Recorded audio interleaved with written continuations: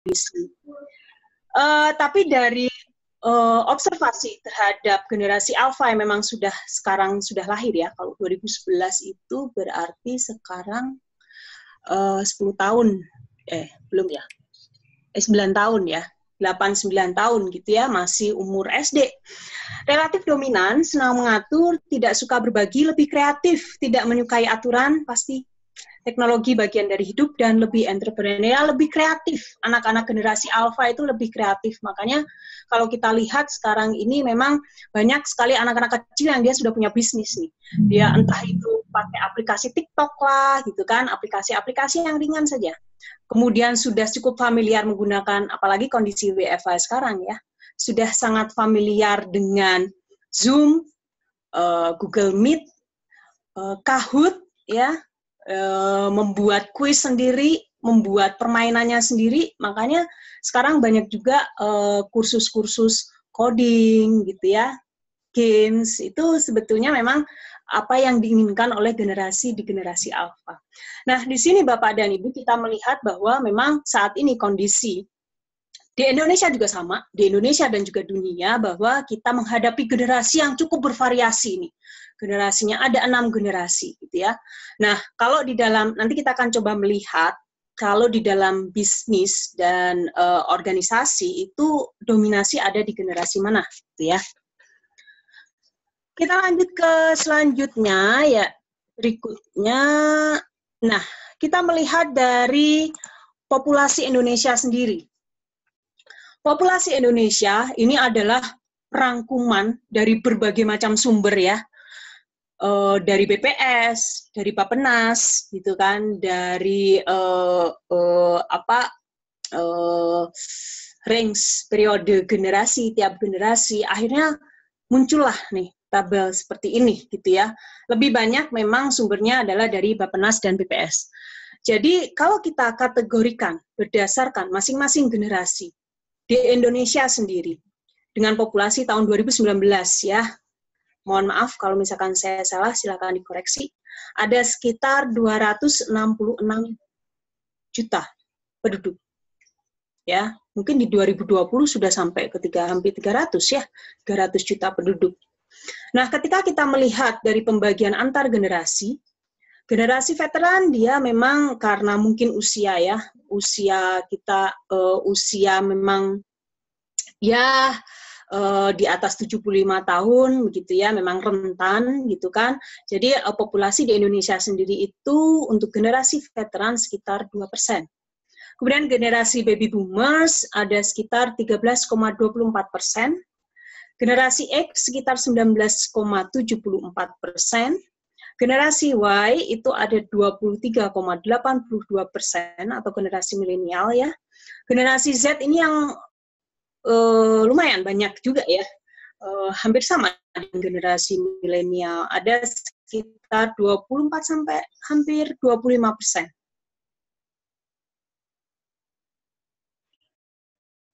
16,5% dan masih kemungkinan akan bertambah ya, karena proses kelahiran itu kan jadi meskipun kondisi seperti sekarang ini gitu kan. Jadi untuk generasi alpha itu memang masih akan terus bertumbuh. Nah, pada satu saat nanti diprediksikan bahwa tahun 2025 Indonesia itu akan 2025 sampai 2030 Indonesia itu akan mengalami yang namanya bonus demografi. Apa itu bonus demografi? Artinya bahwa populasi di Indonesia akan didominasi sebagian besar itu adalah angkatan produktif. Di atas umur 15 tahun ke atas produktif sampai umur 65 tahun. Jadi nanti ada bonus demografi di sana. Nah, itulah yang harus ditangkap oleh bisnis. Bagaimana kita bisnis akan menghadapi satu situasi di mana mereka akan menghadapi 4 generasi langsung dalam satu periode. Dalam mengelola bisnisnya ya atau perusahaannya. Nah, ini kalau terkait di Indonesia sendiri ya. Nah, bagaimana kalau kita melihat dari sisi dunia? Nah, kalau dari global, bahwa tahun 2020 generasi milenial sendiri itu ada sekitar 46%. others, 54%, itu adalah generasi baby boomers dan generasi X, ya. Sebetulnya ada juga generasi Z. Kalau kita lihat bahwa generasi Z itu untuk tahun 2020 ini adalah generasi pertama mereka memasuki dunia kerja.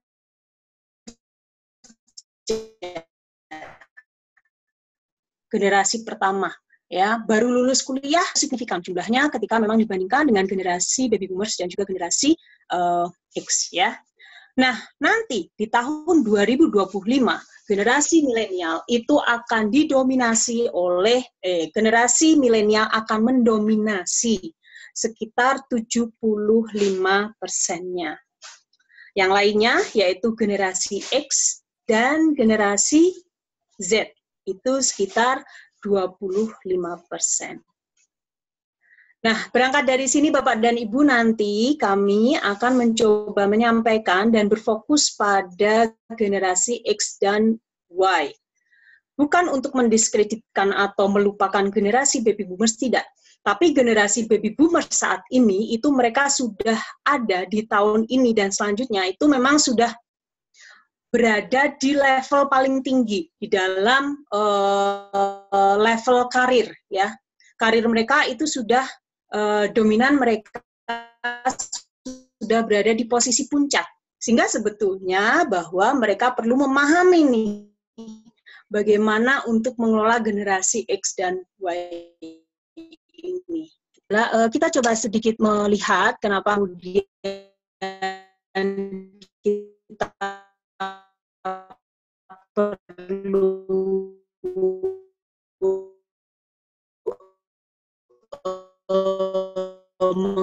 mengetahui tentang manajemen dan leadership, ya, karena hanya itu adalah manajer dan juga leadership itu adalah seorang leader. Nah, kita harus bisa membedakan kapan seorang dinamakan manajer, kapan seorang dinamakan sebagai leader.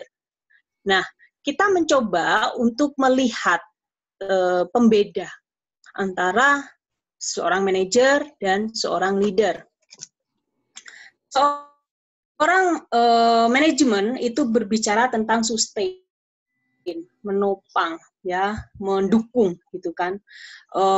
Kalau kita berbicara leader, jadi bagaimana kemudian dia menciptakan sesuatu yang baru sebetulnya, create ya visi, menciptakan perubahan, itu adalah leader sebetulnya.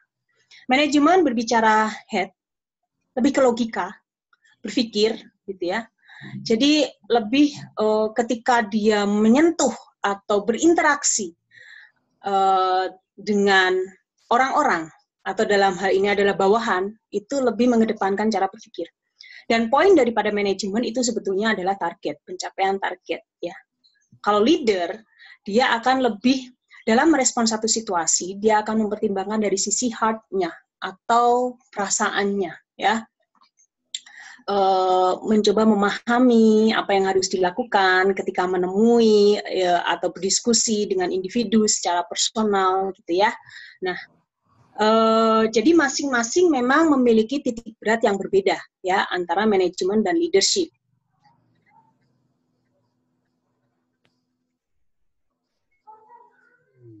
Tidak lebih baik daripada leadership, leadership juga tidak lebih baik daripada manajemen, kan? Kalau satu organisasi terlalu fokus pada manajemen, ya kondisinya karyawannya stres, depresi, situasi lingkungan kaku, kayak gitu ya. Kalau terlalu menekankan leadership juga jadi out of control, jadi kemana-mana nih, gitu kan. Nah, itu juga target juga nggak tahu nih bisa tercapai atau tidak, gitu kan. Jadi memang perlu ada kolaborasi. Ya, you have to be a good leader, a good manager, dan great leader, kan. Bagaimana bisa menjadi leader manager. Kemudian manajemen juga berbicara tentang lower risk, risiko yang lebih rendah, dia berbicara tentang kondisi saat ini, dia berbicara tentang kontrol, menduplikasi, kemudian berbicara tentang sesuatu, thing, artinya mengelola sumber daya. Tidak hanya sumber daya orang, tapi juga sumber daya finance-nya, keuangannya, sumber daya infrastrukturnya, kemudian compliance terhadap aturan, kemudian mengeksekusi.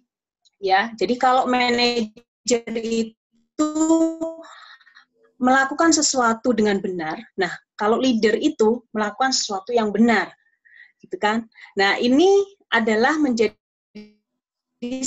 satu pembeda. Kalau kita lihat dari leadership bahwa poin intinya adalah by people. Kemungkinan suaranya putus-putus ya, baik-baik. Putus banget. Sudah ya? Sudah, Ibu? Koneksi. Oh. Oke. Sekarang sudah? Udah, Bu. Ya, oke. Oke, dan selanjutnya kita coba melihat kapan disebut sebagai good manager dan kapan disebut sebagai great leader. Manager itu memang dia prinsipnya, perannya itu adalah mengelola perubahan, mengelola tim, mengelola tugas,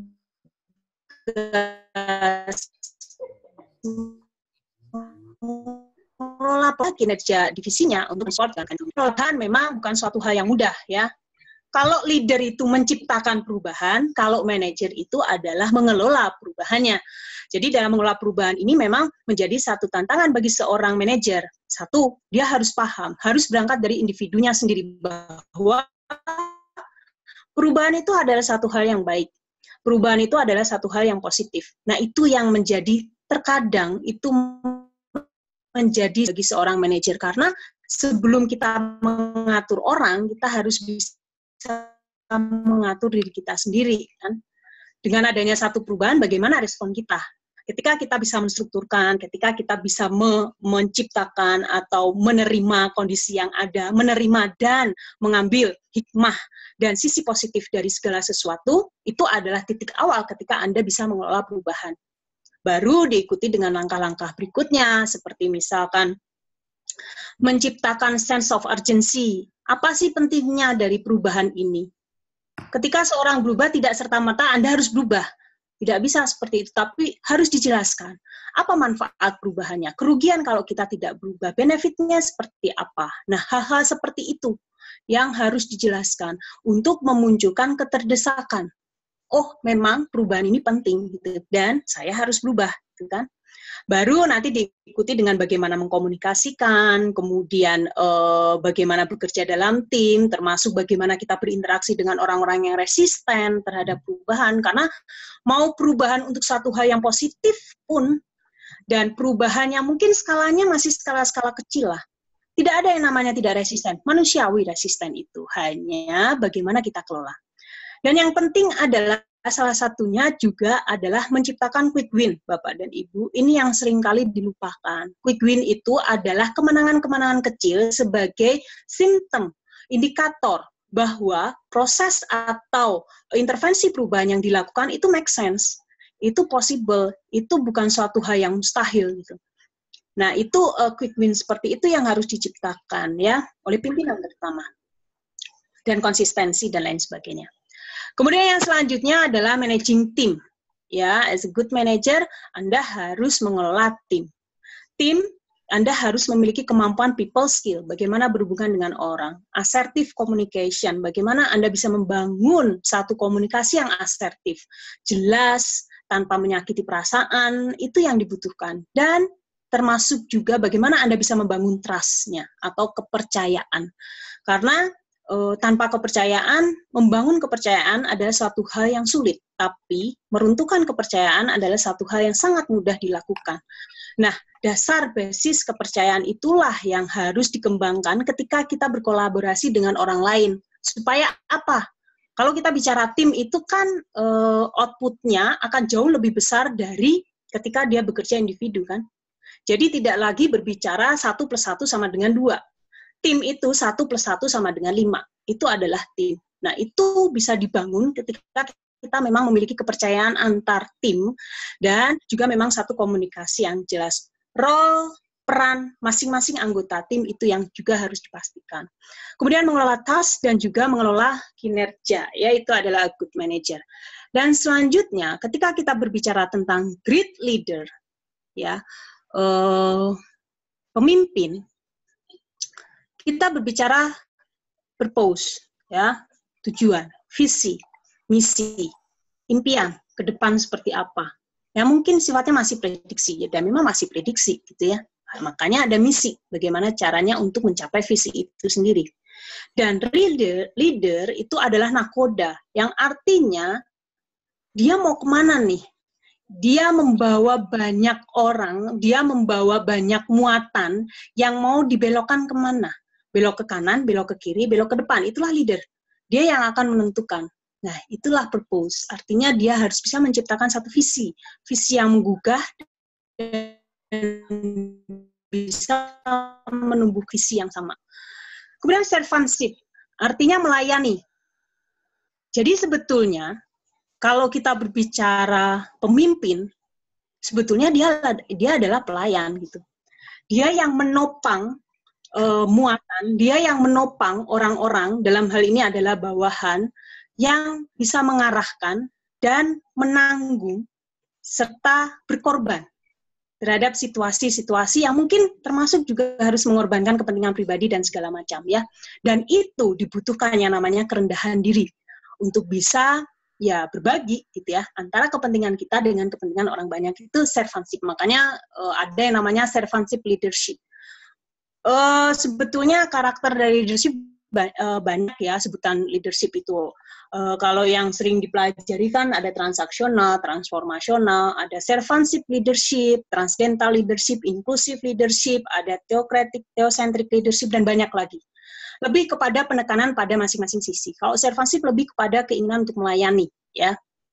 Nah, itu menjadi satu poin apa yang harus dimiliki oleh seorang leader.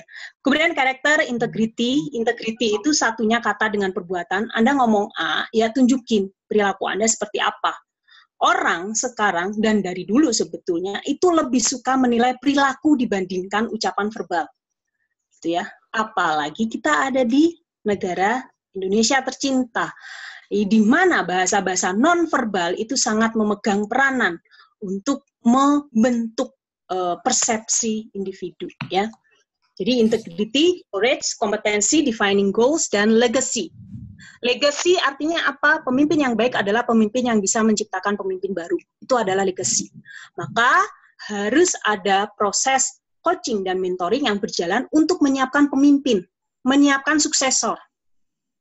Dan keberhasilan seorang pemimpin adalah ketika suksesornya itu bisa memimpin mungkin lebih baik daripada dia, gitu ya. Contoh Peter F. Drucker, dia sudah cukup kalau Anda teman-teman dari manajemen mungkin sudah tidak asing dengan Peter F. Drucker, bahwa dia sudah melahirkan banyak sekali pemimpin, gitu ya, Jack Welch kan dan lain sebagainya, karena dia disebut sebagai guru. Nah, itu adalah great leader. Ketika Anda ingin tahu apakah saya seorang leader yang baik, tanya pada bawahan Anda, tanya pada pengikut Anda. Apakah saya sebagai seorang manajer yang baik? Tanyakan kepada siapa? Pada pimpinan Anda. Karena Anda berbicara terkait dengan target. Nah, itulah yang kemudian kita harus bedakan. Apakah kita sebagai manajer, apakah kita sebagai leader. Oke, nah ini business value Bapak dan Ibu. Sekali lagi saya tekankan, kita akan agak sedikit mengerucut berfokus pada generasi X dan Y. Kenapa? Generasi baby boomers sekarang ada di level puncak pimpinan, ya, di level atas, ya. Secara karirnya ya sudah berada di karir puncaknya untuk generasi baby boomers. Generasi Z dia masih terlalu jauh karena belum terlalu artinya mereka masih pada masa awal memasuki dunia kerja. Nah, kita akan coba bandingkan terkait dengan business value, bagaimana dengan nilai dan sudut pandang tentang kehidupan bisnis dilihat dari perspektif generasi X dan perspektif generasi Y. Terkait dengan nilai-nilai dan keyakinan dasar tentang pekerjaan dan perusahaan generasi X, monggo silahkan ya, ini sekalian kita menilai diri kita, benar nggak nih ya, termasuk saya ya, benar nggak nih saya masuk ke generasi X, gitu kan, atau generasi Y, gitu kan. Kalau generasi alfa kan nggak mungkin ya kejauhan. Nah, itu silahkan dinilai sendiri ya. Yang pertama, sebelumnya bahwa kondisi ini adalah kondisi yang dirumuskan berdasarkan berdasarkan hasil penelitian dari berbagai negara. Artinya ini adalah kecenderungan umum yang berlaku secara global, gitu ya.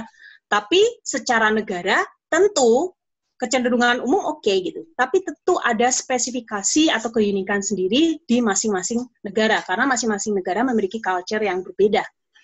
Nah, untuk generasi X itu mereka bekerja lebih bijak daripada bekerja berjam-jam gitu ya, menginginkan adanya panduan dan struktur yang jelas, itu kan, SOP-nya jelas, itu kan. Dan skeptis sering mempertanyakan, sering muncul kekhawatiran-kekhawatiran. Kenapa saya harus seperti ini? Kenapa harus saya melakukan ini dan segala macam? Ya, sering mempertanyakan satu situasi yang muncul, ya, atau mungkin dalam bentuk instruksi, gitu ya. Kemudian generasi Y, dia bekerja dengan banyak bersenang-senang, ya, bekerja dengan bersenang-senang, multitasking dan lebih prefer berwira swasta. Ingat, berwira swasta tidak hanya berbicara tentang bagaimana kita memiliki bisnis sendiri, tapi di dalam satu organisasi pun kita juga dikembangkan, sangat perlu untuk mengembangkan jiwa entrepreneurship, menemukan satu hal, inovasi-inovasi yang baru. Kemudian peningkatan karir, generasi X lebih menginginkan karir yang fleksibel, kemudian pendekatan proaktif terhadap karir, peningkatan untuk lebih banyak promosi dan pengalaman bagi dalam maupun di luar, dan kesediaan untuk mengetahui semua opsi yang ditawarkan. Generasi Y itu mereka mengedepankan karir ganda, ya, ingin punya karir nggak cuma satu gitu ya. Karena memang kalau generasi Y itu generasi pembelajar sebetulnya. Lebih mudah untuk mempelajari satu hal yang baru. Dan ketika dia mempelajari suatu hal yang baru, mereka merasa senang, gitu ya, mereka suka, itu mereka akan terus geluti tuh. Nah, ini makanya sangat memungkinkan buat mereka untuk memiliki karir ganda. Memasuki kehidupan bisnis dengan lebih banyak pengalaman, menanyakan peluang dan pengalaman yang akan diperoleh dan cepat berubah dalam tujuan karirnya. Tadi ya, mungkin karena pengaruh dari keinginan untuk mempelajari berbagai macam hal, jadi seringkali seperti berubah-ubah gitu keinginannya. Yang selanjutnya adalah cara bekerja. Generasi X bekerja sampai memperoleh hasil, ya, menginginkan kehidupan kantor dan rumah yang fleksibel dan gaya bekerja yang fleksibel. Generasi Y itu kerjanya jangka pendek dan menentukan ruang dan waktu bekerja, menentukan ruang dan waktu bekerja sendiri, gitu ya.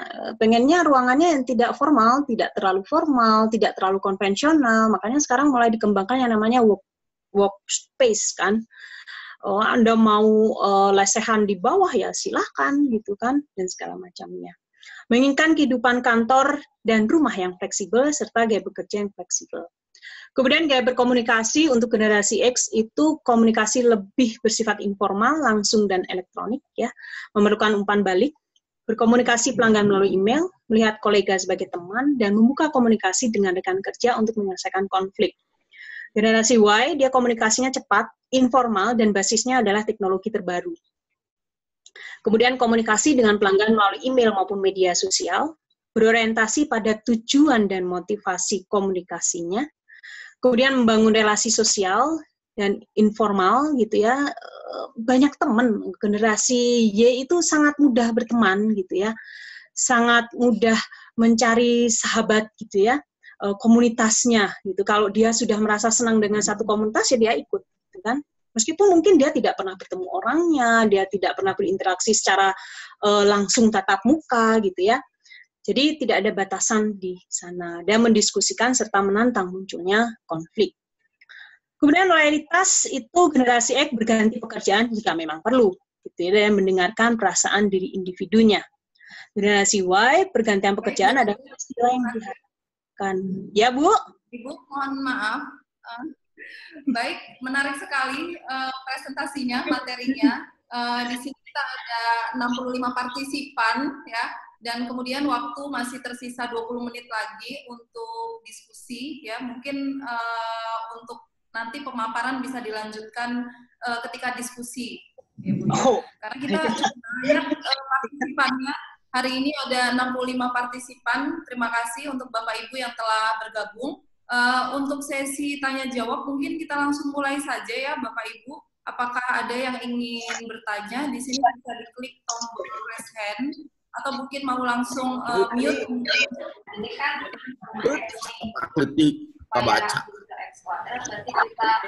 Serius.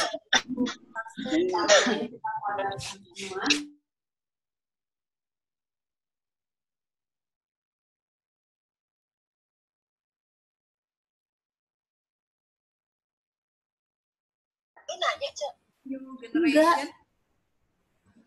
Ini tiba-tiba, oh. Oh, silakan Bapak dan Ibu. Saya mohon maaf. Mohon Karena maaf. ngebut gitu ya. Kita ada 66 partisipan ya hari ini ya Bapak Ibu. Silakan. Izin Bu Nidia, mohon izin saya Rina, namanya tapi disingkat jadi RDP. Boleh nggak saya mengajukan ke forum supaya Bu Ratri menyelesaikan dulu paparannya? Karena pertanyaannya nanti biar utuh. Mohon izin Bu Nidia, terima kasih. Iya. Silakan Bu Ratri, ada permintaan menyelesaikan dulu materinya. Aduh, maaf ya, udah ngebut padahal. Ya udah saya tambah ngebut ya sekarang, biar selesai ya. Ini generasi, oke sampai mana tadi ya? Keseimbangan pekerjaan dengan kehidupan sosial, ada generasi X, itu menginginkan keseimbangan yang lebih jelas antara keluarga dan pekerjaan. Kemudian generasi Y, itu bukan hanya keseimbangan, jadi kalau generasi Y itu dia juga ada terkait dengan peningkatan pribadi, hubungan sosial dan peningkatan pribadi ya. Jadi sebetulnya ketika mereka bekerja pun mereka itu jadi karakternya memang ada dua ya. Satu dari sisi finansial, untuk mengejar kesuksesan finansial, yes, itu ya. Yang kedua adalah mencari meaning dari dia bekerja. Jadi maksudnya saya kerja tuh buat apa gitu. Kalau generasi X mungkin masih ya kerja, karena tahu itu untuk kepentingan organisasi ya kerja, pokoknya. Positif lah, gitu kan. Berpikir positif. Nah, kalau generasi Y itu, saya harus mengerjakan ini, itu maksudnya apa? Nah, itu adalah generasi Y. Jadi, dia harus menangkap makna dari dia melakukan suatu pekerjaan. Jam kerja fleksibel dan berbagi pekerjaan. Mereka lebih suka tim ya, bekerjanya tim, saling melengkapi. Apalagi ketika mereka memang menginginkan anggota timnya itu orang-orang yang memang kreatif, bisa menambah wawasan, bisa membimbing, mereka kan sangat senang sekali di sana. Kemudian harapan terhadap pekerjaan generasi X adalah adanya alasan untuk melakukan tugas dan membutuhkan atau mencari koneksi. Generasi Y, lingkungan kerja yang menyenangkan dan keinginan untuk menciptakan suatu perbedaan. Nah, terus. Pendidikan, pengembangan, dan konsultasi. Generasi X, keinginan untuk tahu apa yang sebenarnya dituntut. Ya, generasi X, fleksibilitas, struktur tim informal dan bekerja secara independen dengan kontrol yang lebih sedikit dan memandang kepemimpinan itu berdasarkan talent atau keahlian. Jadi orang yang harus menjadi seorang pemimpin itu ya memang orang yang punya talent dan keahlian. Saya pun ketika menjadi seorang pemimpin, generasi X maksudnya, generasi X pun ketika menjadi seorang pemimpin dan dia harus berpikir bahwa saya harus memiliki kemampuan dan keahlian untuk memimpin. Kalau generasi Y gitu ya, karena memang mereka lebih menyukai satu kondisi yang informal gitu kan, mereka lebih memandang bahwa seorang pemimpin itu adalah seorang yang bisa menjaga keharmonisan dan kesatuan gitu ya, termasuk ketika mereka menjadi seorang pemimpin. Kemudian mereka bersedia mengambil risiko, mengabaikan kesalahan, bekerja dengan tim, pelatihan yang menenangkan, bekerja secara individu dengan adanya bimbingan. Mereka lebih menekankan pada kinerja tim. Jadi teamwork buat mereka itu mereka senang gitu ya. Tapi kalaupun untuk sebagai pekerja atau yang melakukan pekerjaan secara individu itu juga sangat memungkinkan. Hanya saja memang mereka itu butuh pendamping. Dalam hal ini adalah butuh coach dan mentor yang memberikan bimbingan. Agak sulit melepas generasi Y gitu ya, untuk bekerja sendiri karena mereka berpikirnya secara umum gitu ya. Memang tidak terlalu fokus kepada hal-hal yang sifatnya mendetail atau spesifik. Kemudian konsep otoritas dan struktur perusahaan itu kurang percaya diri terhadap otoritas yang dimiliki dan bersedia mengubah aturan birokrasi kalau memang mau berubah. Tetap dengan aturan birokrasi pun tidak masalah gitu ya. Tapi dengan generasi Y itu agak sedikit berbeda. Kalau generasi Y, karena memang mereka menyukai satu situasi yang informal, tidak suka aturan, tidak suka prosedur gitu ya, dan kecenderungannya memang tidak cocok dengan culture budaya birokrasi sebenarnya. Kepercayaan diri yang tinggi pada otoritas yang dimiliki. Kemudian ini, masih banyak ya? Teknologi dalam lingkungan kerja generasi X itu teknologi dimanfaatkan apabila memang diperlukan, apabila memang perlu. Beda dengan generasi Y. Mereka akan dengan sangat terbuka mempelajari satu teknologi baru untuk memang ketika menganggap bahwa itu akan mensupport dan mendukung proses pencapaian kinerja mereka. Pemanfaatan internet untuk penelitian generasi Y termasuk juga untuk menciptakan jaringan atau relasi ya, dan menggunakan sosial media serta ponsel, email itu dalam waktu 24 sehari, 7 hari seminggu ya, tiap hari gitu ya. Itu sudah menjadi bagian gaya hidup. Kemudian pensiun. Saya mungkin pensiun lebih awal jika saya memiliki cukup uang untuk generasi X dan keinginan untuk memiliki pengalaman serta karir yang berbeda. Generasi Y ya masih belum pasti, tapi memang kecenderungannya sama ya. Kemudian yang selanjutnya alat motivasi. Generasi X adalah kebebasan, suasana yang menyenangkan, remunerasi, penghasilan ekstra. Kemudian generasi Y itu peluang untuk peningkatan diri. Tadi termasuk makna dari saya bekerja itu apa? Kebutuhan akan hiburan dan mengejar kepuasan pribadi, pekerjaan yang bermakna, bekerja dengan orang-orang yang kreatif, lebih fleksibel, dan adanya peluang untuk memperoleh pembelajaran baru dan memperoleh keterampilan baru. Ya. Kemudian berikan saya lebih banyak waktu untuk di tempat kerja saya sampai saya bisa memperoleh hasil. Itu adalah generasi X. Tapi generasi Y ya sama sebetulnya, tapi mereka lebih mengedepankan bahwa mereka yang mereka butuhkan ya ketika bekerja adalah proses apresiasi atau pengakuan. Makanya perlu ada yang namanya quick win tadi ya. Apresiasi kecil lah yang nggak perlu terlalu wah gitu ya, harus memberikan bonus dan segala macamnya. Pekerjaan generasi X itu pekerjaannya yang tercepat memperoleh hasil dan generasi Y yang memberikan kepuasan, dan generasi X memandang karir sebagai bagian dari individu, sedangkan generasi Y itu kesempatan untuk dihargai. Jadi how to manage sebetulnya XY generation hampir-hampir ada yang mirip, tapi ada juga poin-poin yang membedakan, gitu ya. X generation adanya peluang pengembangan diri, oke, sama lah ya. Menciptakan lingkungan kerja yang menyenangkan, jam kerja fleksibel, peluang promosi berdasarkan keterampilan, adanya perintah yang jelas dan maksud dari tugas yang diberikan. Maksudnya, membiarkan mereka sendiri dan bebas untuk melakukan tugasnya, butuh umpan balik, menjaga keseimbangan pekerjaan dan kehidupan pribadi, work-life balance-nya memang lebih ditekankan untuk generasi X. Kemudian memberikan kebebasan untuk mempertanyakan kepada otoritas tertentu di organisasi.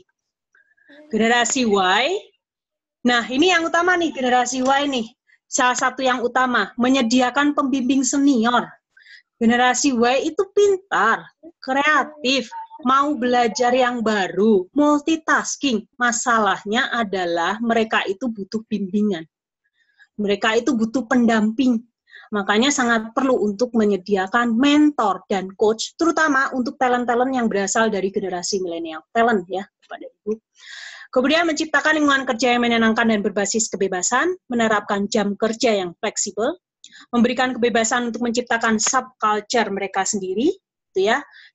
Menginformasikan detail tugas. Nah ini, informasi tugas detail yang diberikan itu apa dan gambaran tujuan yang mau dicapai itu apa. Memberikan tanggung jawab sehingga mereka bisa menunjukkan kekhasan mereka, memberikan umpan balik konstruktif, memfasilitasi keseimbangan antara pekerjaan, kehidupan sosial, dan peningkatan diri, dan menyediakan peluang bagi mereka untuk menciptakan karya yang bermakna. Tidak membiarkan mereka bersifat pasif terkait permasalahan penting organisasi, jadi lebih terapkan gaya memimpin itu yang partisipatif.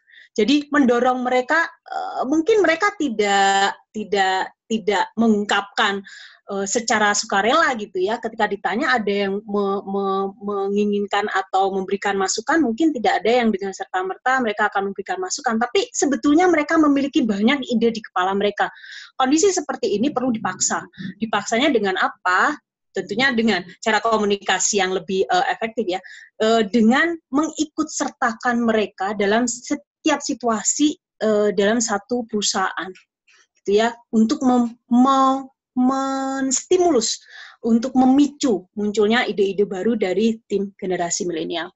Mendukung adanya kerja tim untuk peningkatan karir dan tujuan pribadi, mendorong kolaborasi dengan orang yang cerdas dan kreatif untuk memperluas wawasan dan menjadikan proses berbagi informasi melalui all channel. Ya, memang mereka memiliki tingkat kematangan di mana mereka mau berusaha untuk mencari satu situasi. Ketika tidak tahu, ketika atasan tidak memberikan instruksi secara spesifik, mereka akan secara inisiatif akan mencari informasi ke sumber-sumber yang lainnya yang memang bisa dipercaya. Nah, itu adalah terkait dengan Y generation. Terakhir, Bapak dan Ibu, so, apa yang harus kita lakukan dengan berbagai generasi ini? Satu, brainstorming, mendengar ide, mendengarkan curhat, mendengarkan masukan. Mau yang relevan, tidak relevan, biarkan. Ya, jangan pernah membatasi orang untuk mengungkapkan sesuatu. Ketika kita membatasi mereka, itu nggak ada hubungannya, itu kayaknya nggak butuh tuh idenya gitu ya, itu biasanya akan menjadi barrier buat si individu untuk melakukan hal yang sama di waktu yang lain gitu. Biarkan saja, namanya juga brainstorming kan, artinya berbagi saja. Kemudian komunikasi dan pemikiran terbuka, komunikasi harus dikembangkan. Diingat kembali bahwa kita ada dalam adat budaya Timur yang menerapkan konteks komunikasi level tinggi. Artinya adalah komunikasi konteks tinggi itu adalah komunikasi yang lebih banyak mengedepankan bahasa nonverbal. Gesture, raut muka, mimik wajah, intonasi suara, simbol, hal-hal seperti itu yang lebih memegang peranan penting ketika berkomunikasi. Akan sangat berbeda ketika kita bandingkan dengan culture budaya orang luar, orang barat maksud saya. Culture budaya barat dia konteksnya konteks rendah. Artinya komunikasi verbalnya jauh lebih mendominasi. Nah, dengan kondisi seperti itu kita harus tahu sebagai seorang leader maupun manajer, Anda harus bisa mengembangkan kemampuan active listening. Active listening itu apa? Mendengar, ketika orang berbicara, Anda itu bisa mengartikan maksud dia ngomong itu apa sih? Inti informasi yang dia sampaikan itu apa? Itu yang pertama. Dan yang kedua, Anda harus bisa menangkap maksud emosional dari dia menyampaikan sesuatu. Kondisi orang ini tuh sebetulnya seperti apa? Bad mood kah? Gitu kan, ada maksud tertentukah, itu yang harus bisa ditangkap. Jadi tidak hanya menangkap dari sisi komunikasi verbalnya saja, tapi juga kemampuan dari sisi emosionalnya kita bisa tangkap. Itu yang dinamakan dengan active listening. Dan berpikiran terbuka. Terbuka artinya open terhadap semua hal yang disampaikan oleh karyawan ya dalam hal ini. Kemudian memahami adanya perbedaan, pahami bahwa orang itu bisa berpikir dengan cara pandang mereka sendiri.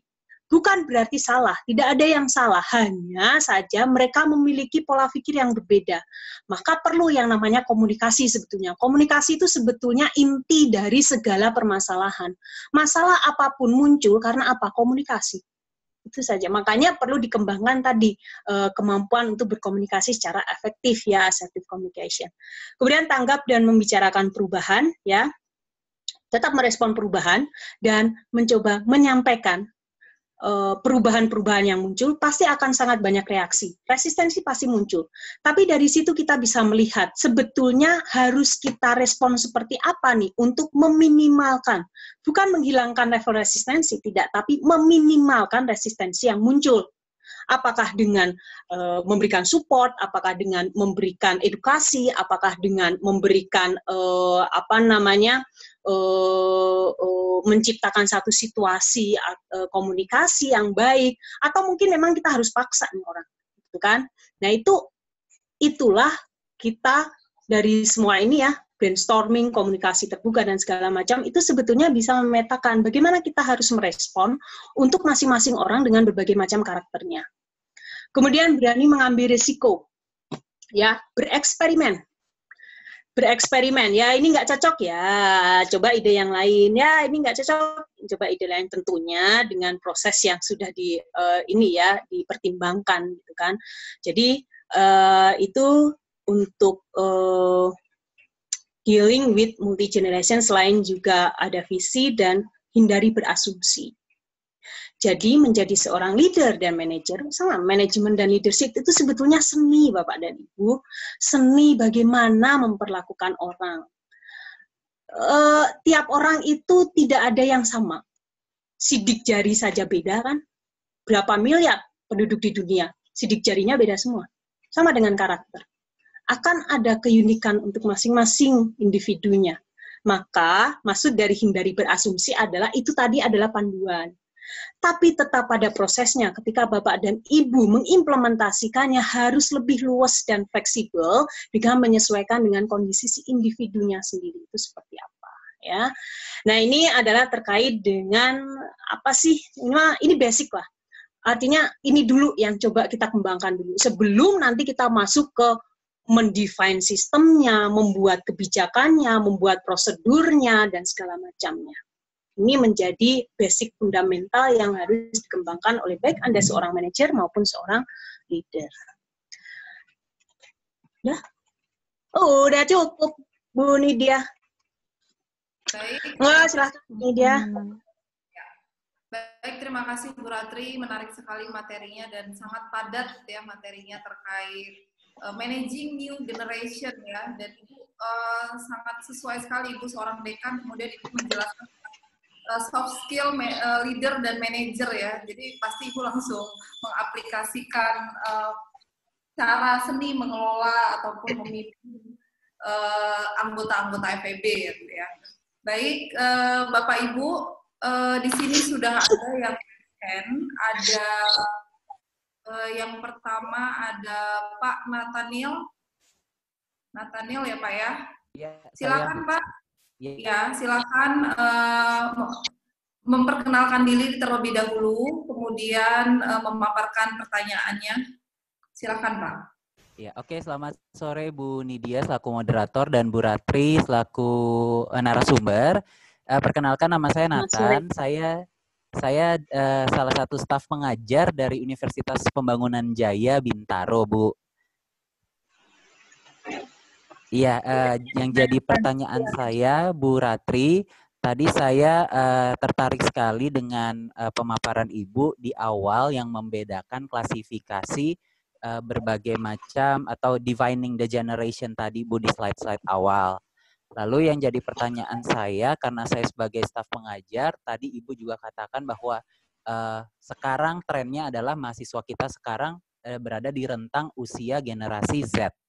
Nah, yang jadi pertanyaan saya, Bu, menurut pandangan Ibu, apakah ada korelasi antara sikap kecanduan teknologi dan kecepatan yang melekat pada generasi Z saat ini dengan sikap yang sulit untuk menyerap dan mencerna informasi?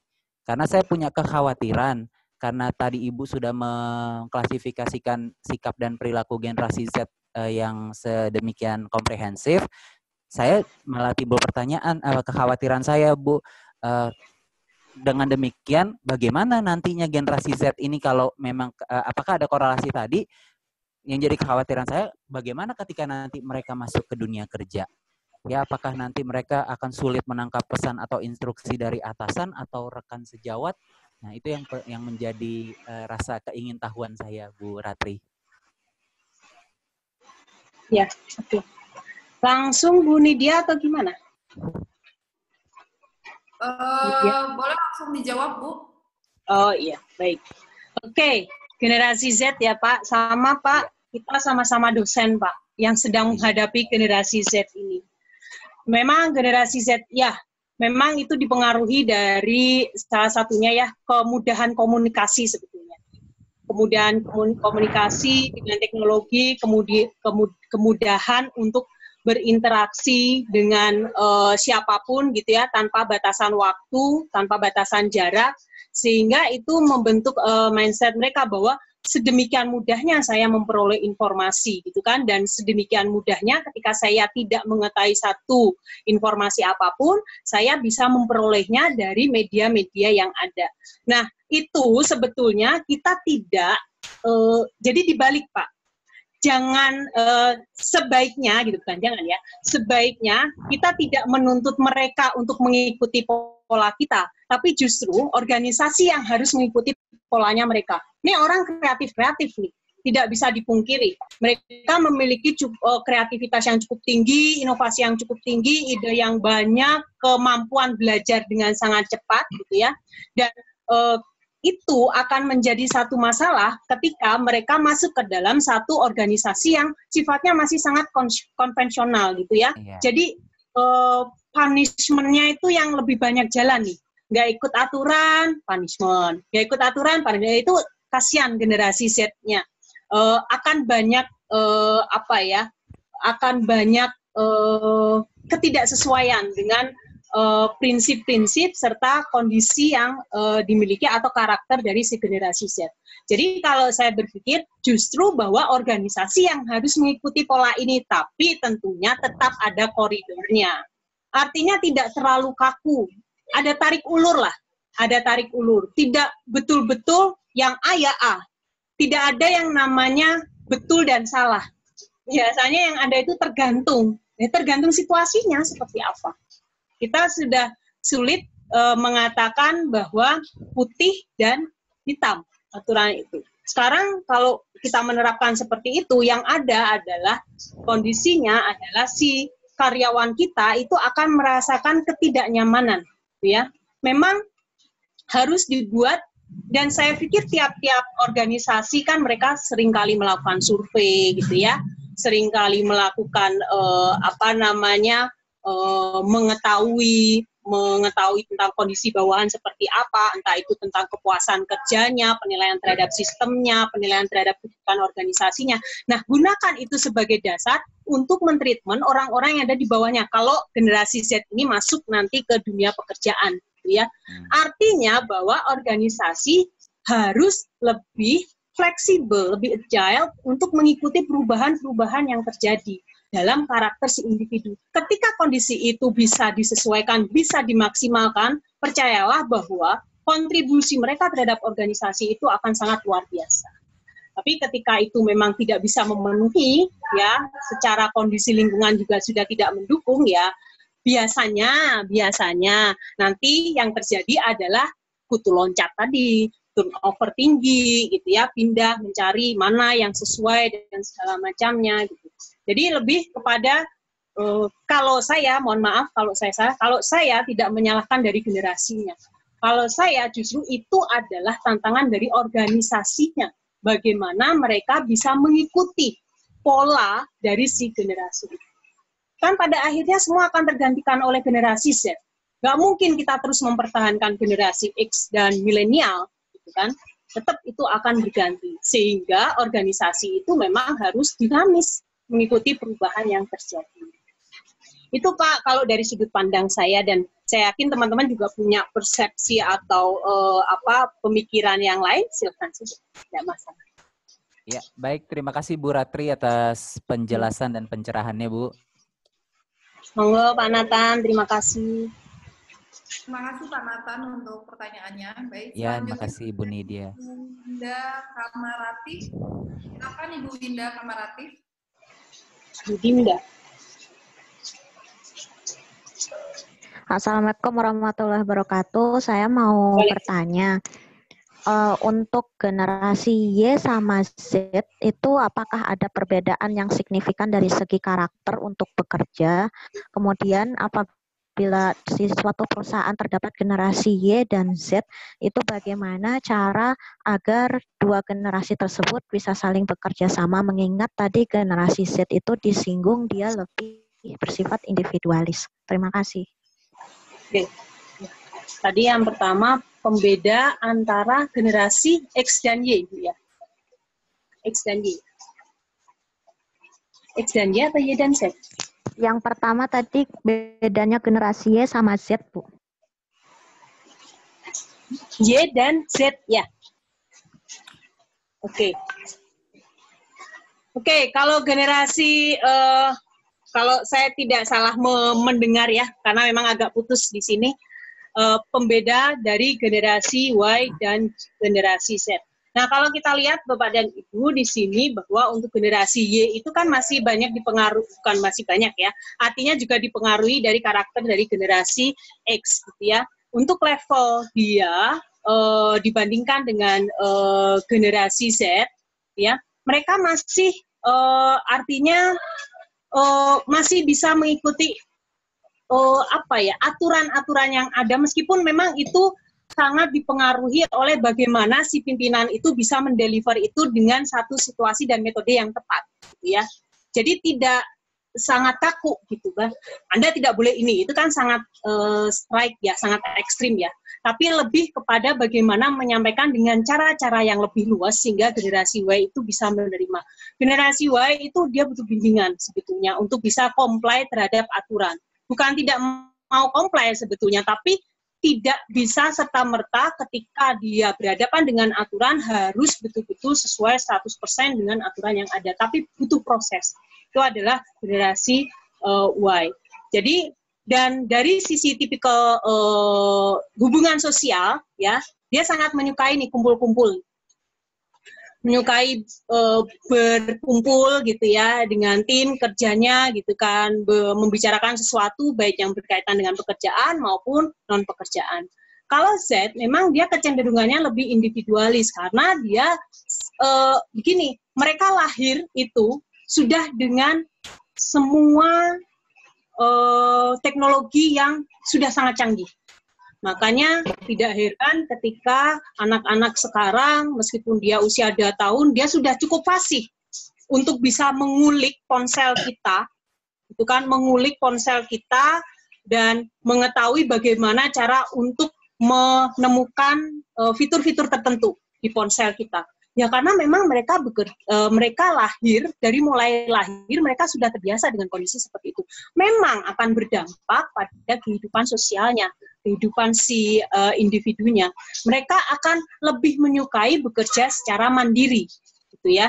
Lebih menyukai bekerja secara mandiri. Jadi dari sisi kehidupan sosialnya memang ada cukup pembeda antara generasi Y dan generasi Z yang memang dipengaruhi oleh tadi ya, perkembangan teknologi dan bagaimana mereka bisa memperoleh informasi untuk memenuhi atau menjawab keingintahuan mereka.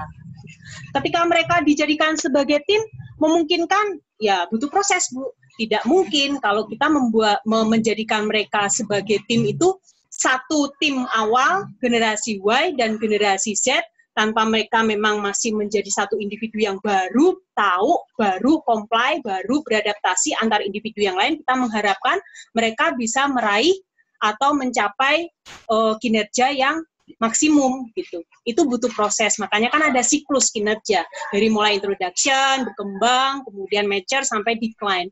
Sama dengan generasi Y dan Z. Bisa saja mereka menjadi satu tim gitu ya, tapi itu butuh proses untuk proses pembiasaannya. Dan biasanya untuk generasi Z itu perlu treatment yang lebih banyak, perlu treatment yang lebih kontinu. Kenapa? Karena ya pada dasarnya mereka kalau disuruh milih sebetulnya mereka akan lebih memilih untuk bekerja secara individu dibandingkan dia bekerja secara tim. Tapi bukan berarti bahwa dia tidak bisa bekerja. Artinya ada proses pembelajaran di sana yang harus dilakukan oleh organisasi. Dari tahap awal terlebih dahulu, dan jangan langsung tiba-tiba mereka menjadi seorang team leader. Ada butuh proses dari mulai dia anggota, kemudian dia mempelajari, dia memperoleh coach yang akan membimbing dia punya mentor yang akhirnya sampai pada level tertentu memang dianggap cukup mampu, dia bisa menjadi seorang leader untuk timnya. Jadi waktu sebetulnya dan proses intervensinya, bagaimana kita bisa mengajarkan atau membuat mereka mau untuk belajar. Itu sih Bu Winda ya. Ya baik, makasih Bu Ratri. Terima kasih Bu Winda. Terima kasih Bu Winda untuk pertanyaannya. Selanjutnya ada Pak Amar. Silakan Pak Amar. Assalamualaikum warahmatullahi Waalaikumsalam. Waalaikumsalam warahmatullahi wabarakatuh. Terima kasih Bu Nindya dan terima kasih Bu Ratri ya. Ini yang saya tunggu-tunggu sejak 12:30 tadi, saya salah masuk. Jadi, salah masuk bukan ditunggu-tunggu. Kecepatan gitu maksudnya. Pertama-tama saya betul-betul terima kasih sekali. Jadi saya menyimak betul dari awal sampai akhir ini. Jadi saya sangat senang dan berbangga hati punya pimpinan yang paham betul teorinya, kan gitu ya, tinggal implementasinya nanti insya Allah sangat baik sekali. Setelah menyimak apa yang ini generasi ke generasi ini, tadi menyambung dengan apa pertanyaan yang pertama dan kedua tadi, bahwa mahasiswa kita itu kan mahasiswa dengan tipe generasi Z dengan berbagai macam karakteristik yang sudah disampaikan tadi. Saya kepikiran, apakah model pembelajaran yang yang kita deliver saat ini sudah cocokkah dengan karakter daripada para mahasiswa itu? Sementara mereka menginginkan hal-hal yang seperti yang disampaikan tadi. Fleksibilitas, terus kemudian kecanduan teknologi. Apa sebetulnya yang harus kita kita rubah atau kita sempurnakan untuk penerapan di lingkup yang kecil aja lah, di pendidikan, di kelas lah, managing kelas yang isinya adalah anak-anak generasi Z, kan gitu. Saya kira itu Bu Ratri. Mohon ini ya, barangkali ada beberapa pemikiran yang nantinya sekaligus bisa dieksekusi karena sekaligus kan begitu. Saya kira gitu, terima kasih. Mudah-mudahan ilmu ini bermanfaat buat kita semuanya. Assalamualaikum warahmatullahi wabarakatuh. Waalaikumsalam warahmatullahi wabarakatuh. Terima kasih Pak Ama. Ini pertanyaan dari coach buat coachinya ini mah. Pertanyaan mengetes. Bentar. Pak Ama, mungkin saya perlu menanyakan yang maksud Bapak pembelajaran saat ini itu pembelajaran online ketika kita WFH, atau pembelajaran saat ini itu maksudnya yang kemarin ketika kita tatap kelas di muka, tatap muka di kelas. Iya, yang tatap muka, muka itu. Karena yang WFH kan itu ini insidentil kan sifatnya. Keterpaksaan kan begitu. Nah, sekarang ke depan dengan memahami karakteristik seperti itu, apakah kita pembelajaran yang sebelum WFA itu tetap akan kita pertahankan atau kita akan mengikuti perubahan-perubahan yang berdasarkan karakteristik dari generasi Z itu sendiri. Oke. Terima kasih Pak Ama. Ya. Ini pendapat saya ya Pak, monggo Bapak dan Ibu, ketika Bapak dan Ibu memiliki pendapat sendiri, pendapat saya adalah kita perlu mengkombinasikan Pak, untuk kembali ke pembelajaran pure murni di kelas gitu ya, itu sepertinya effortnya lebih besar gitu ya, dan anak-anak saya yakin mereka sangat terpaku dengan aturan-aturan yang dibuat gitu kan. Dia harus, jadi sehari itu ketika kuliah 1, ya udah cukup kuliah 1 aja, selesai, nanti pulang dan segala macam, karena mereka harus tempuh jarak yang mungkin cukup lumayan, mereka harus keluar biaya dan segala macamnya. Kalau saya berpikir sebetulnya WFH ini adalah titik starting point kita untuk bisa memulai yang namanya proses blended learning tadi. Jadi kita mengkombinasikan. Kalau kita berpikir misalkan nanti ya setelah selesai kita WFH, kemudian kita masuk ke pembelajaran selanjutnya, alangkah lebih baiknya ketika kita mengkombinasikan pembelajaran antara pembelajaran tatap muka dengan online. Mereka suka online Pak sebetulnya. Dengan WFH pun mereka mungkin lebih fleksibel, tapi problemnya adalah kan online yang WFH ini tidak dipersiapkan. Artinya banyak sekali yang dipersiapkan secara mendadak. Akhirnya apa? Dosen yang kebingungan, pilih jalan gampang saja kan, kasih tugas, selesai. Padahal sebetulnya pemberian tugas itu juga tidak mengedukasi. Akhirnya si mahasiswa hanya terfokus untuk mengerjakan tugas tanpa dia mencoba untuk memahami, mungkin tidak ada peluang untuk bertanya, bisa memahami lebih lanjut dan segala macamnya gitu kan. Tapi sebetulnya ini bisa menjadi awal yang cukup bagus ketika nanti kita melangkah di yang selanjutnya, di semester berikutnya. Dosen sudah cukup familiar dengan kegiatan online learning ini kan, minimal kita tahulah apa itu Zoom, minimal kita tahulah apa itu Google Meet, minimal kita tahulah cara bikin Kahoot, cara bikin kuis, dan segala macam, itu sudah jadi basic. Gitu kan. Nah, nanti ketika kita masuk ke pembelajaran berikutnya, ya silakan bahwa kompetensi yang sudah dimiliki dosen itu silakan diterapkan. Karena untuk dari sisi mahasiswa sendiri, sebetulnya dia lebih menyukai hal-hal yang tidak terlalu nungkang, gitu ya. Artinya ada fleksibilitas, tidak hanya di kelas, tapi juga online. Tapi memang, kalau melihat sih, belum siap 100% untuk fully online. Karena memang tidak dipersiapkan dari awal. Kita begini itu karena apa? Insidentil, gitu, kepaksa, gitu kan. Ya nggak masalah kepaksa, tapi bukan berarti kemudian nanti ketika kita sudah selesai WFH, fully online semua. Jangan dulu, evaluasi dulu dengan proses pembelajaran online selama kita WFH. Bagaimana responnya? Dan itu yang sekarang kalau tidak salah sudah dilakukan oleh direktur akademik, hanya mungkin itu masih sangat umum ya, belum ada detail rincian terkait dengan problem yang dihadapi dari sisi mahasiswa terutama. Kalau dari sisi dosen, proses resistensi itu muncul, iya.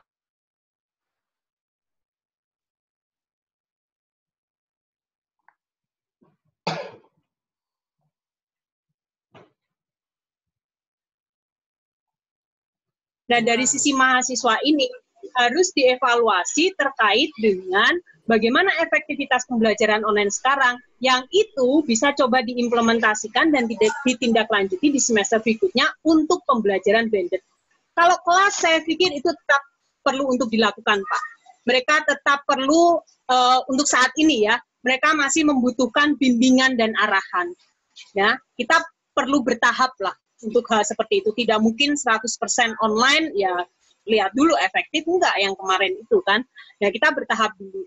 Nah, semoga sih nanti di semester depan kita sudah bisa mengkombinasikan Bapak dan Ibu ya, terkait dengan pembelajaran kita. Termasuk juga dengan level kehadiran. Level kehadiran itu perlu ditinjau terkait dengan betul nggak kehadiran itu yang 75% itu masih tetap dilanjutkan atau mungkin below-kan levelnya, atau dikurangi persentasenya. Jangan 75% lah, 50%. 50% untuk memfasilitasi mereka belajar secara mandiri. Kita lihat, kita evaluasi bagaimana impact-nya. Kalau ada yang kurang, kita perbaiki di proses selanjutnya. Artinya ada proses pembelajaran dan itu perlu untuk dimulai dari sekarang. Jadi seperti itu Pak Ama, kalau saya sih memang prefer blended saja. Tidak fully kembali ke kelas, terus 14 kali pertemuan, tapi mengkombinasi. Jadi ada yang kita teruskan dari proses WFH ini, tapi tetap proses di kelas ya, karena memang kebiasaan sebelumnya di kelas juga tidak dihapuskan sepenuhnya gitu. Kita tinggal membuat proporsinya. Nah, nanti dievaluasi untuk ke semester berikutnya kita nanti bisa menemukan formula yang tepatnya seperti apa. Itu mungkin Pak Ama.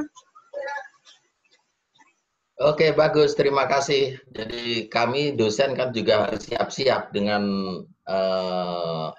titik awal yang akan dilakukan ini gitu. Makasih Bu Ratri. Sama-sama Pak Ama. Waalaikumsalam. Terima kasih Pak Ama untuk pertanyaannya. Selanjutnya ada Pak Palti. Silakan Pak Palti. Terima kasih Bu Nindya dan juga Ibu Ratri. Selamat ya sudah bisa menyampaikan materi yang bagus dan berbeda dari yang pengetahuan saya sendiri ya. Assalamualaikum warahmatullahi wabarakatuh bagi kita semua. Ya. Saya ingin bertanya Bu Ratri, kan kita dalam satu organisasi itu tentu mungkin saja pastinya kita sebutlah bahwa kita ini adalah menjadi sebuah stakeholder, ada mahasiswa, ada dosen, ada pimpinan, dan berbagai macam ya. Di sana mungkin saja ada generasi baby boomers, veteran mungkin ya, dan sampai ke Pak Alpa barangkali ada. Nah, enggak sih dari hasil-hasil riset Bu Ratri untuk keberhasilan sebuah organisasi ya, organisasi nih, bukan kalau tadi Pak Ama sudah langsung to the point, adalah langsung kepada bagaimana kepada mahasiswa.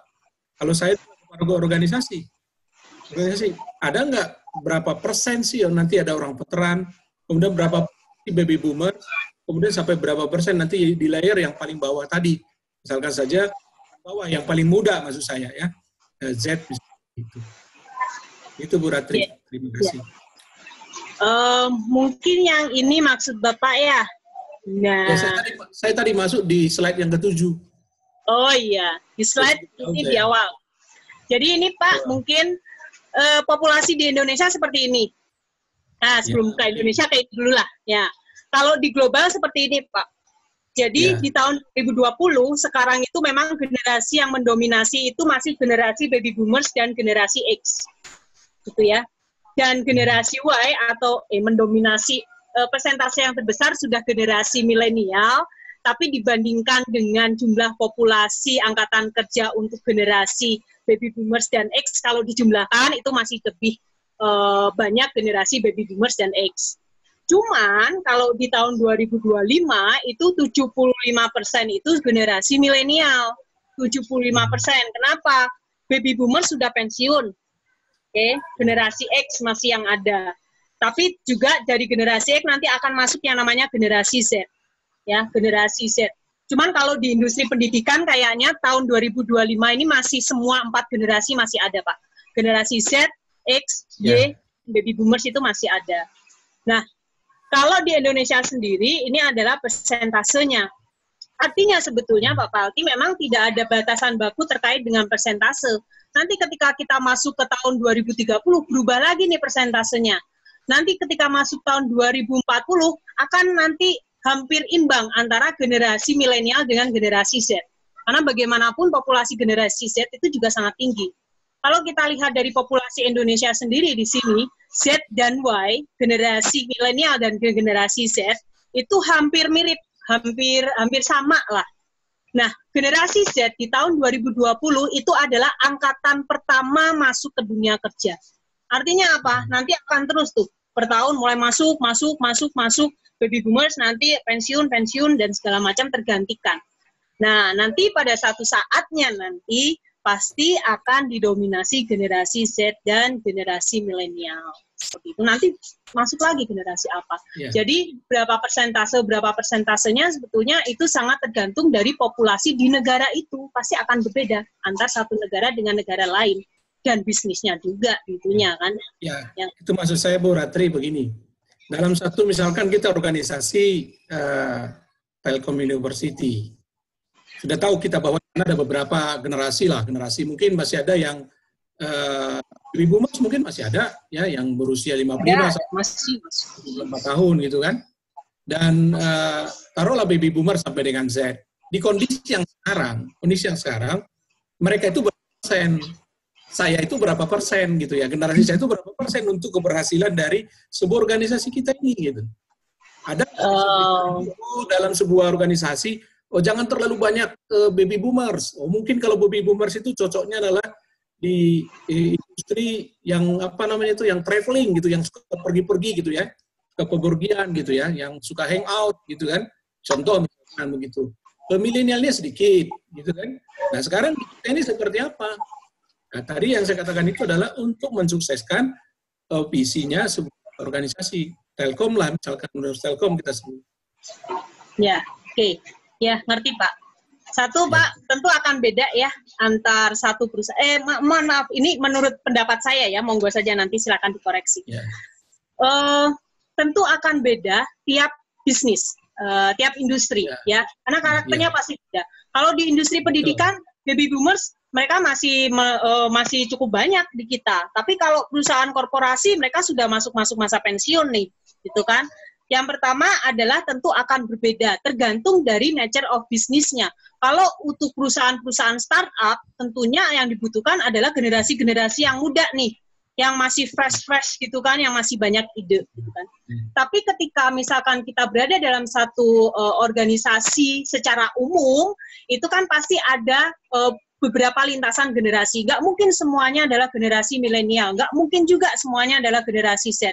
Nggak mungkin juga kalau semuanya adalah generasi X. Pasti ada keterkaitan atau komposisi antar generasinya. Minimal 2 generasi lah atau 3 generasi. Nah, mana yang bisa memberikan kontribusi terbesar? Kalau saya pribadi semuanya berkontribusi, Pak. Karena semuanya punya peran yang berbeda. Dalam hal ini, generasi baby boomers pun itu punya kontribusi yang luar biasa. Luar biasa dari sisi mana? mereka bisa menjadi seorang coach dan mentor yang luar biasa.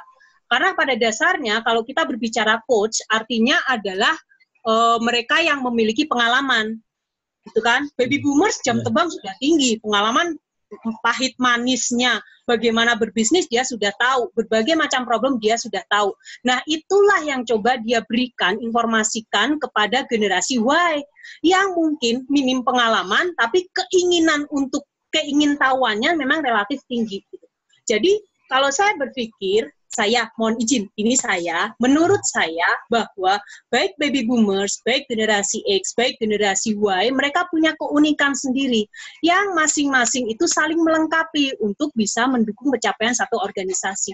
Jadi kita tidak perlu membedakan harus banyak yang ini, banyak yang itu. Kalau memang yang di dalam kondisi perusahaan kita adalah komposisinya seperti itu, ya silahkan dimaksimalkan dengan komposisi yang ada. Tinggal nanti kita identifikasi bagaimana proses pengembangannya, pembelajarannya, termasuk proses untuk rekrutmen karyawan barunya untuk bisa menyeimbangkan komposisi itu. Itu sih, kalau saya sih semuanya punya kontribusi yang sama, Pak. Ya, tapi nggak ada ya angka secara ini ya, empiris begitu ya. Berapa persen yang ini baby boomer, berapa persen dalam sebuah organisasi nih, bukan klien yang saya maksudkan. Oh iya, so far belum, saya belum menemukan, tapi saya akan pelajari, itu PR saya, Pak. PR saya untuk melihat kembali. Terima kasih Bu Ratri, terima kasih teman-teman semuanya. Sama-sama Pak Alfi. Ya, terima kasih Pak Palti. Berikutnya ada dari Pak Fahreza. Silakan Bapak. Baik, terima kasih Bu Media. Assalamualaikum warahmatullahi wabarakatuh, Bu Ratri. Waalaikumsalam. Selamat siang juga Bapak dosen dan Ibu-ibu dosen semua. Perkenalkan saya Fahreza Nasril atau biasa dipanggil Reza. Kebetulan mahasiswa Ibu juga di semester lalu di kelas MTD. Saya juga dari program. Angkatan berapa Pak? Lupa saya. Ini Bu di program yang kerjasama dengan AP2. Kebetulan saya salah satunya. Kemudian pertama-tama mungkin saya cukup tertarik dengan diskusi sama Pak Ama tadi, antara Ibu dengan Pak Ama yang soal evaluasi perkuliahan dan metode. Ini cukup menarik. Kebetulan saya juga di kantor di Human Capital yang juga bertugas analisis program-program beasiswa pendidikan formal di perusahaan, termasuk program kerjasama dengan Telkom ini, Bu. Cuma mungkin di lain waktu ya, karena temanya bukan ke arah sana. Jadi mungkin kalau ada kesempatan nanti dengan perusahaan mungkin kita bisa ngobrolin, Bu. Nah, cuma pertanyaan saya yang saat ini adalah tadi kan Ibu sampaikan teorinya ketika manajer atau leader itu yang harus menghadapi suatu generasi, Bu. Nah, ini yang cukup menarik kalau saya sebagai yang mempraktekkan di perusahaan juga nih, Bu. Apalagi di human capital ya. Bagaimana sih jika permasalahannya ini terjadi pada seorang atasan yang dia generasi milenial, terhadap bawahannya juga generasi milenial nih, Bu. Hal ini kan banyak nih terjadi sekarang. Seorang manajer generasinya milenial, punya bawahannya milenial juga yang seangkatan, terus juga ada yang generasi Z, bahkan ada juga yang generasi baby boomers jadi timnya gitu atau bawahannya. Nah, permasalahannya mungkin akan muncul ketika sama-sama generasi milenial atau generasi Y. Dua-duanya seperti yang Ibu sampaikan tadi, dua-duanya mungkin agak cenderung suka menabrak aturan, prosedur yang ada. Ketika ada permasalahan di antara keduanya pasti agak sulit nih Bu menemukannya, karena dua-duanya dengan karakter yang sama gitu. Ya ibaratnya besi berani ini kutub positif dengan kutub positif gitu. Mungkin berbeda ketika si pimpinannya lebih senior, generasi baby boomers lebih mengalah, terus lebih memahami kondisi generasi milenial yang memang seperti itu. Tapi kalau kondisinya sama-sama Gen Y, ini seperti apa nih Bu teori menghadapinya? Karena ini saya di perusahaan juga, baik itu di lingkungan saya sendiri ataupun di lingkungan kantor, cukup menemukan juga, cukup sering menemukan hal seperti ini. Dan satu lagi, ketika kita bertemu generasi milenial, tapi karena sudah terlanjur dekat dan akrab bekerja sama dengan yang generasi baby boomers, akhirnya kita juga bingung nih. Ini satu hal lagi nih, Bu. Jadi dia ini generasi Y atau milenial, tapi pola pikirnya ternyata baby boomers, karena selama ini ada rentang gap angkatan masuk kerjanya cukup panjang, dan ketika dia baru masuk langsung dibimbing oleh yang angkatan baby boomers tadi. Jadi pola dan karakter kerjanya mengikuti. Nah, ini yang agak sulit memang, Bu. Jadi dua hal itu yang menjadi pertanyaan saya. Terima kasih Bu Ratri atas jawabannya. Assalamualaikum warahmatullahi wabarakatuh. Waalaikumsalam warahmatullahi wabarakatuh. Terima kasih Pak Fahreza. Oke, yang pertama X dengan X. Apa ya? Kalau saya merasa nggak masalah X dengan X. Yang justru saya pertanyakan kok bisa dia jadi satu tim ya? Memang proses seleksi timnya seperti apa? Tim itu kan saling melengkapi, komplementari. Komplementari tidak hanya dari sisi job desk-nya, juga harus dilihat dari personalnya, kemampuan dia bekerja sama, gitu kan? Itu kan juga harus dilihat. Ya, itu dulu. Silakan ya Pak, nanti dilihat kembali apakah ada proses seleksi tim. Kalau ada proses seleksi tim, coba dilihat kembali seleksinya basisnya apa? Hanya berdasarkan keahlian saja? Harus dilihat kembali bahwa memang ada satu indikator lagi yang mungkin perlu ditambahkan adalah kemampuan untuk bekerja sama, ya, karakter dari si masing-masing individunya, supaya jangan sampai nih mereka menjadi pengganggu dalam tim itu sendiri, apalagi ini leadernya kan, dengan leadernya. Yang kedua, kalaupun sudah terjadi ya sudahlah terjadi kan. Tapi apa yang harus dilakukan? Ya, artinya harus ada intervensi dari luar yang bisa menjadi penengah. Tidak mungkin dengan kondisi seperti itu kemudian dibiarkan berjalan begitu saja. Ya udahlah, biarin, mau gimana lagi ya, selesaiin aja sendiri, nggak bisa gitu juga gitu. Di sini ada generasi, sebenarnya diharapkan dari anggota timnya itu sendiri ya. Apalagi kalau misalkan tadi disampaikan ada generasi baby boomers yang harusnya dia bisa memayungi. Dia lebih bijak, dia lebih wise untuk menghadapi satu konflik, untuk bisa melihat satu konflik, gitu kan. Apakah ini hanya sekedar idealisme masing-masing, gitu kan? Apakah memang karakter individunya, ataukah memang ini karena ketidaktahuannya, gitu kan?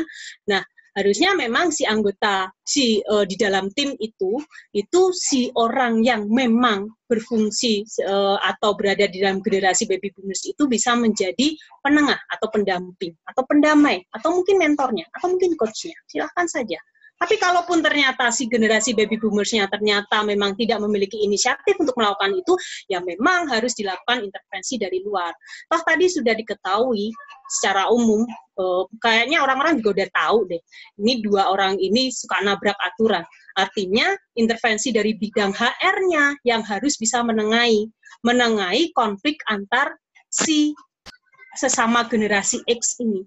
Proses komunikasinya harus jalan, Pak. Apa yang menjadi kendala, apa yang menjadi hambatan dari si A, dari si B, apalagi si A ini sebagai seorang leader, harus ada satu pemahaman. Perlu dilakukan konseling juga mungkin, apa yang memang menjadi permasalahan dari keduanya. Harus ada penengah, gitu ya. Jadi itu kalau menurut saya pertama seleksi, lihat dulu proses seleksi timnya seperti apa, gitu ya. Seleksi tim itu harus bisa tidak hanya berbicara masalah keahlian saja, tapi juga berbicara tentang attitude-nya. Bagaimana mereka bisa bekerja sama dengan orang-orang yang ada dalam satu tim. Yang kedua, kalau memang itu terjadi, ya dalam hal ini mungkin kalau dalam anggota timnya tidak ada yang bisa menjadi penengah, gitu ya, silahkan intervensi dari luar. Siapa yang bisa mengintervensi? Bisa saja atasannya atau mungkin dari bidang HR-nya, gitu ya, yang mencoba untuk mengetahui permasalahan apa sih. Mungkin ya, saya sering melihat kejadian akhir-akhir ini itu generasi Y itu yang membuat kontroversi, berita kontroversial. Ya. Ingat yang kemarin staf khusus presiden, 2 orang mengundurkan diri. Siapa itu namanya? Belva kalau nggak salah, Belva dan Andi Taufan mengundurkan diri dua-duanya. Mereka adalah generasi milenial dengan track record yang luar biasa, gitu ya, untuk orang seumuran mereka, dengan bisnisnya, gitu, dengan prestasi dan segala macam. Tapi hanya dikarenakan dia menabrak aturan. sebetulnya kalau dilihat itu bukan karena mereka mau nabrak aturan, nggak tahu ya, itu kalau pandangan saya saja, tapi lebih kepada tidak ada yang membimbing mereka untuk memahami aturan. Jadi mereka nggak paham gitu aturan birokrasi, apalagi ini selevel negara itu seperti apa. Dan permasalahannya tidak ada proses kontrol, tidak ada pendamping, sehingga ditabraklah semua aturan, gitu kan. Nah, problemnya adalah birokrasi itu menerapkan punishment. Sekali salah, ya sudah, dibulilah abis-abisan. Gitu kan? Jadi, tidak ada proses pembelajaran di sana. Tidak memberikan kesempatan kedua untuk melakukan proses pembelajaran, belajar dari kesalahan. Jadi, kalau dilihat generasi milenial, luar biasa sebetulnya potensinya. Hanya memang harus diarahkan, memang harus dibimbing. Mereka harus seperti apa. Bisa saja karena memang mereka tidak tahu. Gitu. Bisa saja karena memang mereka tidak paham. Ya, beritahukan, sosialisasikan, berikan pemahaman. Itu yang pertama. Jadi sangat, monggo, silakan kondisi generasi X-nya itu seperti apa, Pak. Perlu ditelusuri dengan berbicara secara personal. Ya, tidak di forum. Forum bukanlah satu tempat yang tepat untuk menyelesaikan masalah atau konflik. Lebih baik dibicarakan secara personal. Kemudian yang kedua adalah terkait, apaan sih tadi? Kok lupa ya? Kedua itu terkait, maaf Bu, ini yang terkait generasi Y, tapi ternyata pola pikirnya generasi baby boomers, Bu. Jadi agak bingung nih menghadapinya gitu. Iya, tapi gini, kalau yang positif ya nggak apa-apa dong, Pak. Memang kan karakter baby boomers juga banyak yang positif. Malah positif tuh, ada workaholic, dia loyal. Kalau ternyata karakter yang diadop seperti itu ya kenapa tidak? Nggak masalah kan, itu satu hal yang bagus. Mungkin, saya nggak tahu apanya ya, Bapak tidak menjelaskan lebih lanjut, baby boomersnya seperti apa gitu kan. Saya perjelas deh. Mungkin tadi saya juga agak ketinggalan. Maksudnya gini Bu, selain dari slide Ibu juga pernah saya lihat baby boomers itu tipe-tipenya yang memang kalau mau dikembangkan itu susah gitu. Jadi harus didorong, harus dipaksa banget gitu. Apalagi baby boomers ini kan sebenarnya udah yang angkatan senior ya. Nah, muncullah generasi Y tapi dengan didikan baby boomers. Sehingga dia udah sering dengar atau sering melihat bahwa saya udahlah, saya nggak ikutan didik Latin, nggak apa-apa, saya nggak usah, yang lain aja, kan ada yang seperti itu. Itu Bu kondisinya Bu, maksudnya. Oh iya, itu merendah atau gimana Pak ya? Ya, ada banyak kondisi ya seperti itu ya. Mungkin ya memang pertama memang dia malu-malu gitu ya, tidak mau men-show up kemampuannya dia gitu kan, mengakomodasi pihak lain yang memang dirasa lebih memiliki kepentingan untuk peningkatannya. Atau sebetulnya tadi kalau dilihat salah satu karakter dari generasi Y itu adalah dia memang seringkali inisiatifnya kurang, gitu ya. Tapi biasanya ya inisiatif kurang itu karena lingkungannya memang membentuk dia seperti itu, membuat mereka harus merespon seperti itu. Kalau dia merasa tidak nyaman terhadap lingkungan, dia tidak percaya terhadap kondisi lingkungan, relatif dia akan lebih bertahan, lebih defensif terhadap apa yang dia pikirkan, meskipun itu untuk kebaikan dia gitu ya. Nah, tapi kita bisa coba pahamilah sebetulnya kendalanya apa dari si karyawan ini, kenapa dia tidak mau, apakah memang karakternya itu memang males saja, ya kalau males ya harus silakan dipaksa Pak, dibiasakan untuk diikutkan dalam berbagai macam kegiatan. Harus dipaksa, sampai menjadi habit, sampai menjadi satu kebiasaan. Biasa nggak sibuk, ya biasa. Sudah terbiasa tidak sibuk, ya mulai sekarang biasakan untuk dia sibuk.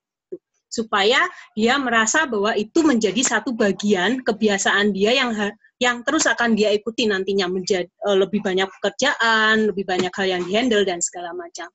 Tapi ada juga mungkin generasi Y yang sebetulnya dia itu dia itu sebetulnya mampu gitu dan mungkin mau gitu, tapi mungkin karena merasa bahwa dia mencoba untuk mengakomodasi kepentingan yang lainnya gitu ya, entah karena perasaan tidak enak atau mungkin karena culture budaya yang berkembang di lingkungan dia ketika dia bertumbuh lebih mengutamakan orang lain, ya itu mah satu hal yang berbeda. Harus diberikan pemahaman dalam satu industri, dalam satu bisnis, kita itu sifatnya adalah opportunity itu tidak akan keluar 2 kali. Kalau tidak sekarang, kapan lagi Anda bisa mengembangkan ini? Jadi sebetulnya tadi yang saya katakan, kita tidak bisa memberikan solusi itu hitam dan putih. Sulit. Memberikan ini harus begini, ini harus begitu. Karena semuanya itu sangat bergantung pada si individunya. Nah, sebelum kita memberikan solusi, adalah kita harus paham, ini individunya seperti apa sih? Itu kan. Setelah kita bisa memahami itu, Bapak dan Ibu bisa mencoba menggunakan ini sebagai guidance. Tapi sekali lagi saya sampaikan, ini adalah guidance secara umum. Secara lebih spesifik, Bapak dan Ibu harus menyesuaikan dengan kondisi yang ada, karena itu banyak sekali faktor eksternal dan faktor X yang akan mempengaruhi kondisi itu berlaku. Pak Reza, itu tantangan untuk mengelola orang. Memang kalau dalam satu organisasi paling susah itu adalah mengelola people. Harus banyak. Jadi kalau bisa saya simpulkan, berarti mengelolanya bisa dikombinasi ya Bu, dengan karakternya Gen Y, juga melihat karakter baby boomers yang menjadi acuannya gitu ya Bu ya. Silahkan. Bu, terima kasih Bu. Ya. Baik, sama-sama Pak Fahreza. Baik, terima kasih Pak Fahreza. Apakah ada lagi satu pertanyaan lagi mungkin sebagai penutup? Ada yang mau bertanya lagi Bapak Ibu?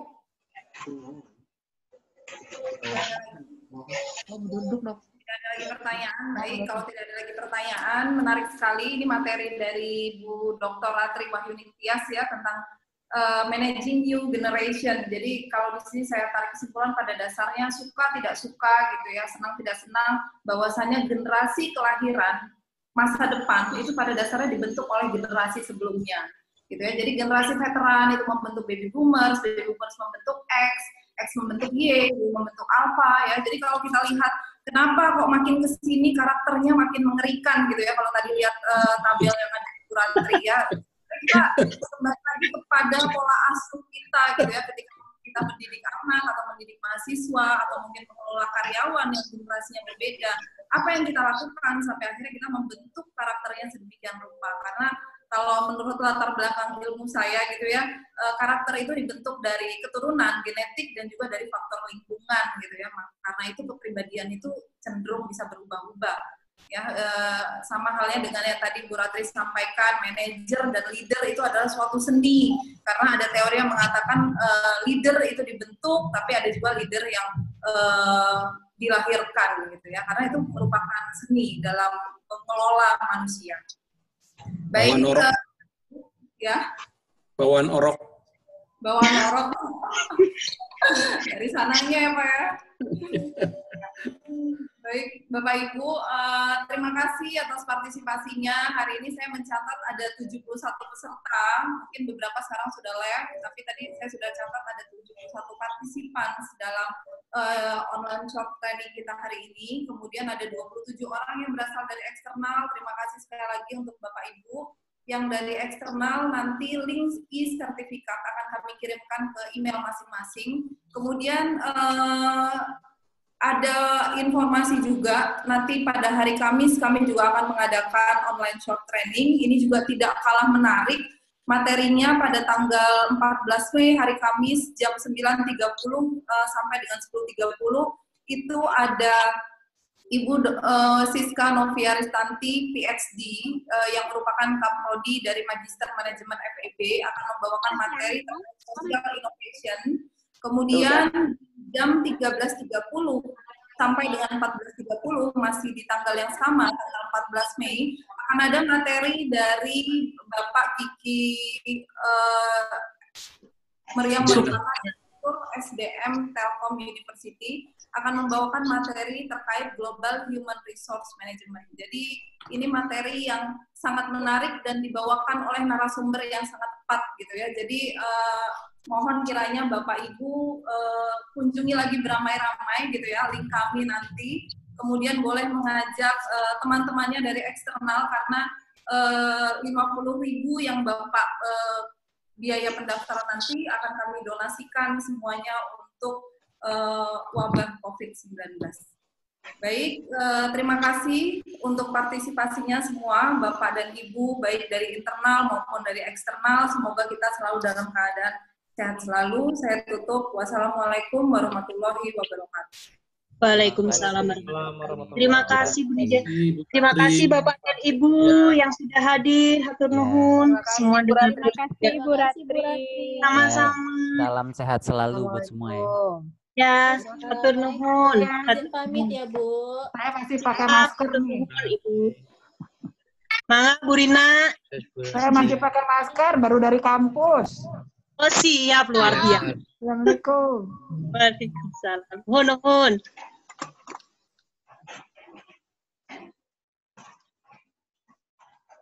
Kasih Bu Ratri.